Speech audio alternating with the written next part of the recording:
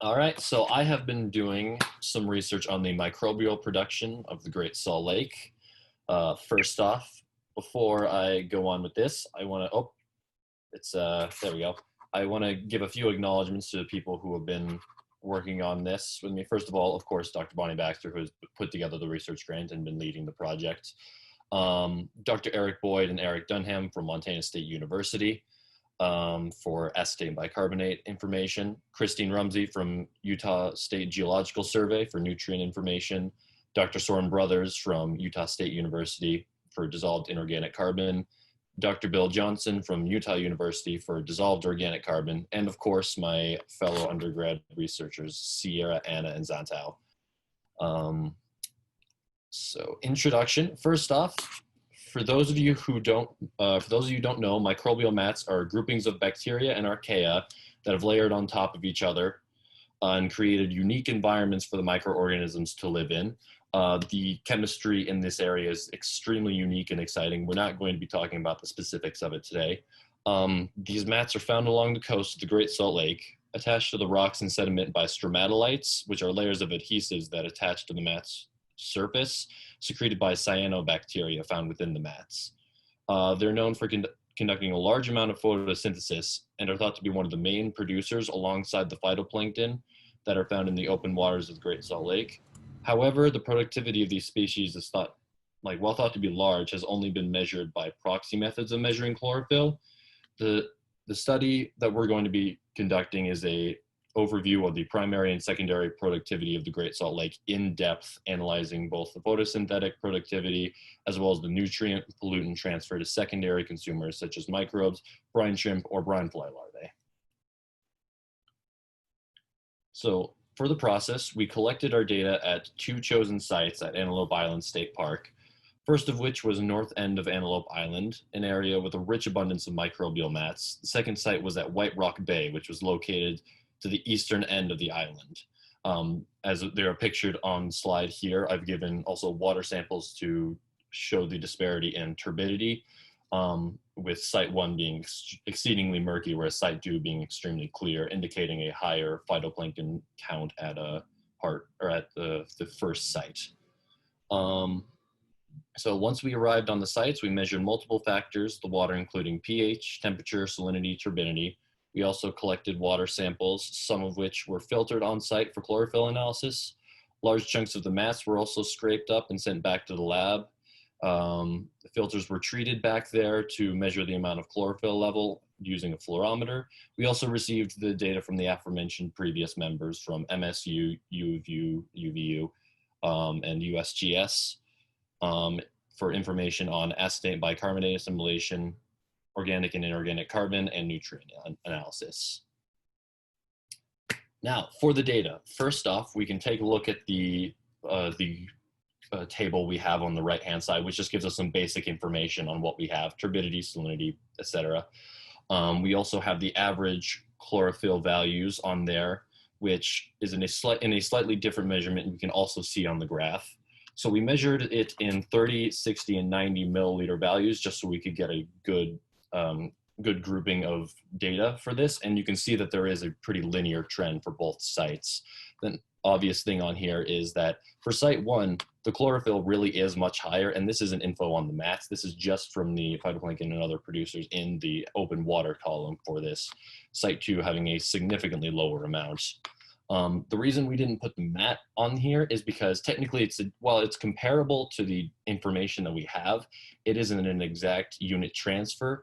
You can see on the table we have the whole value of 176.3 milligrams per gram, which again, while not exactly comparable, can still be compared to a degree. It also is a large enough number that putting it on a graph makes it extremely difficult to compare when all the other ones are rather small in comparison. It indicates a very high level of chlorophyll. For the next section, so this is information more on the secondary consumer side of things. This information was sent to us by MSU. First off is the bicarbonate assimilation. This is the So this was measuring the input of carbon for secondary consumers. Bicarbonate was measured instead of CO2 or other compounds just because it's a little bit easier to work with in an aquatics solution. CO2 can very easily escape and is just kind of hard to measure, so bicarbonate was used instead. What they did was they measured the C14 radioactive isotope found in both the mat and then found in this bicarbonate for secondary consumers to try to measure how much was coming from the mat versus how much was coming from the plankton. And first thing that's noticeable on this graph is absolutely the site 1 mat has way more carbon is coming from that than the plankton on site 1 or 2.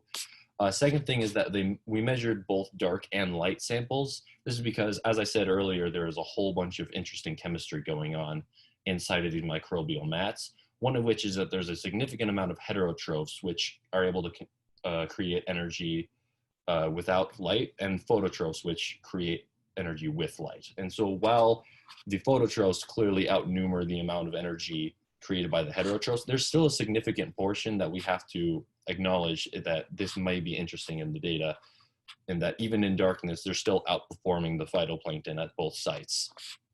This is also noticeable in the acetate graph, which this is more of the output, whereas bicarbonate would be the input for secondary consumers. Acetate is a byproduct created by many of these things and is easy to filter out from the sample. So as seen in the previous one, phototroph activity, extremely high, heterotroph, less so, but still significant. And also information, the site 1 mat is still significantly larger than that of both the site 1 and site 2 plankton samples. All right, where things are now. Currently, this research is still in progress and we are still both collecting samples and analyzing the data as this presentation occurs. We have recently made a trip to the sampling sites on Antelope Island this past weekend and are still both interpreting the data we have collected and receiving new information from our associates. With the current amount of data that we possess, it's impossible to make a specific claim as to the true nature of the primary production of the Great Salt Lake. However, the information we are collecting will be extremely useful to have on hand for any further studies into the Great Salt Lake concerning the overall ecosystem of the lake, the productivity of different species found here, and involved studies concerning the microbial mats themselves. As to where we will be going with this research, we'll be continuing to take samples from the same sites to measure the chlorophyll levels and nutrient levels at different points in the year, mainly to analyze if there's any seasonal differences in these readings, so that way we have a full yearly data set to extract from. We also hope to continue analyzing and receiving more data on the carbon fixation for secondary consumers to determine more information on energy transfer through trophic levels. And for our conclusion, the data we have currently points towards the microbial mats being the most significant primary producer in the ecosystem. However, not enough data has been collected to make a complete statement on the subject, as previously stated. We received data on the carbon fixation as well as bicarbonate and acetate assimilation. However, the information is inconclusive with the current level of study and requires more data to be collected. It is noted that in all of these data sets, the mat does have a much higher photosynthesis rate or chlorophyll rate or carbon fixation for all of the groups. Chlorophyll levels in the mat were more than 10 times than that of the samples collected at site 1, nearly 73 times more abundant than that of samples at site 2. The difference indicates that these microbial mats conduct a large amount of photosynthesis and likely contribute a large amount of energy to the ecosystem via the secondary consumers. And that's generally all my information. Fantastic. Any questions? Great, Joel. I would love to offer up the floor for questions.